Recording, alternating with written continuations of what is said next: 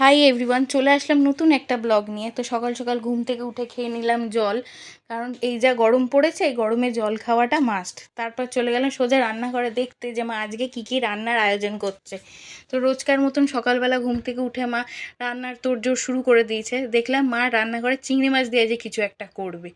তো জানো তো আমার চিংড়ি মাছ খেতে খুব ভালো লাগে, তোমাদের কার কার ভালো লাগে জানিও। তারপর অ্যাজ ইউজুয়াল রোজকার মতো সকালে ঘুম থেকে উঠে চা খেয়ে নিলাম। তবে আবার চলে আসলাম রান্নাঘরে দেখতে যে মা কি আর কি করছে। আমার জানো তো মায়ের রান্না দেখতে খুব ভালো লাগে। তারপর বাবা বাজার থেকে নিয়ে আসলো কচুরি। সকালে আজকে কচুরি দিয়ে টিফিন সারলাম।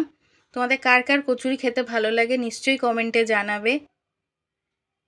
তারপর জানো তো আজকে লাঞ্চে ছিল পাট শাক ভাজা, তার সাথে ছিল টমেটো দিয়ে ডাল, ডালের সাথে ছিল এঁচোড় দিয়ে চিংড়ি, তারপর ছিল কাতলা মাছের রেজালা, তারপর সবশেষে ছিল চাটনি আর লস্যি খেয়ে আজকে ভিডিওটা শেষ করলাম।